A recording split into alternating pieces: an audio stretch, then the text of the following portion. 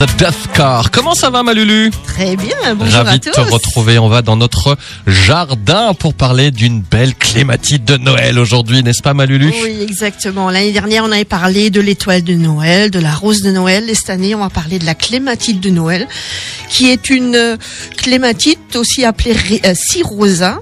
Ça fait partie de la famille des clématites, mais c'est pas du tout la clématite qu'on connaît en été. En été, elle est très légère, alors que celle-ci, elle est quand même, elle ne fleurit qu'en hiver. Ouais, alors on a mis une belle photo là. Ah oui. Elle a une belle fleur un peu blanche avec des taches. J'ai l'impression mauve, violette comme oui, ça. Il y a du très, crème très belle, aussi, il y a du un peu verdâtre. Il y a plusieurs coloris, et c'est une clématite qui monte à 2-3 mètres. C'est une grimpante alors. C'est une grimpante. Ah oui, oui. Et c'est pour ça qu'il faut bien choisir mettre un l'endroit. Support. Voilà. Alors par exemple, si tu en as chez toi, elle est où chez toi? Au soleil. Oui, mais elle grimpe quoi? Elle a un mur, un bien arbre, sûr, un une mur, pergola, un grillage. Voilà, exactement. Oui, Okay. oui. Alors on va bien l'installer déjà la pergola avant de la planter, parce que souvent les gens plantent et mettent la pergola après. Ouais. Donc on met ça d'abord, on plante par la suite.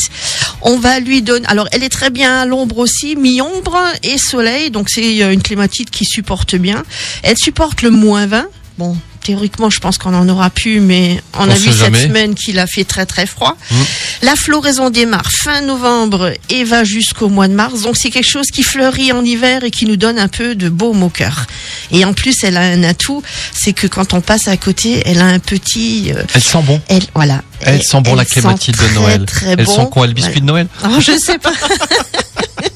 Tout dépend de l'imagination qu'on a, mais c'est une clématite qui est très rustique. Et puis on pense souvent au jardin en été à mettre des fleurs, mais moi je pense qu'il faut mettre beaucoup de choses en hiver, parce que des fois c'est morose, et puis ça nous éclaire un peu notre journée. Après, une fois comment on s'en occupe, il faut la tailler, tout ça? Alors ça, c'est un arbuste la clématite, on va la tailler après la floraison, c'est-à-dire au mois d'avril-mai. On va la couper à peu près à 50 cm du sol et elle repartira. Alors il faut pas avoir peur de la couper, parce que comme ça elle est un peu toute légère, elle est fine, on se dit on va la laisser pour qu'elle s'étoffe un peu plus. Justement non, c'est pas le cas. C'est qu'il faut vraiment la couper, il faut la rabattre pour qu'elle s'étoffe, qu'elle devienne plus grande d'année en année. Après, est-ce qu'il faut faire quelques petites protections et l'arrosage? Qu'est-ce que tu nous conseilles? Toujours pareil, le paillage qui est très très important. Et après, il y a la polémique. Est-ce qu'on met la tuile? On met pas la tuile contre le pied. Beaucoup disent qu'il faut protéger le pied. Bon, moi j'en ai que je protège pas. On peut mettre un petit arbuste en bas. On peut planter, par exemple, une clématite couvre-sol aussi, ça existe. Et donc, c'est surtout pour qu'elle ait le pied bien au frais et les fleurs bien au soleil. Het niet kalde feest. Het niet kalde feest. Alors, et puis bon au niveau arrosage, ce qui est bien aussi, c'est qu'elle n'a pas besoin de beaucoup d'arrosage, à moins que votre sol soit très sec. On va l'arroser, quand on va la planter, et ensuite, on l'oublie. On s'en occupe plus. Voilà. Et sur le site de la radio, regardez au niveau des textes, là tu nous as mis quelques variétés coup de cœur. Alors bon, on va pas vous donner, c'est du latin ou de l'anglais. Toi, par exemple, à la maison, typiquement, tu sais lesquels t'as?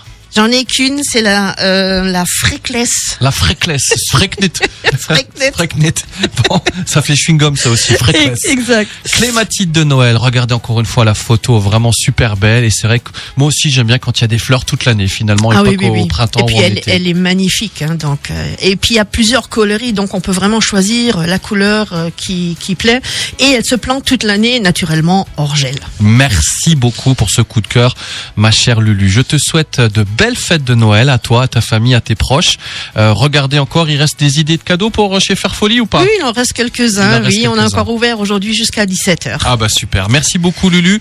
Et à dans 15 jours alors? À dans 15 jours. Joyeux Noël à tous les auditeurs et Goody Roach, comme on dit.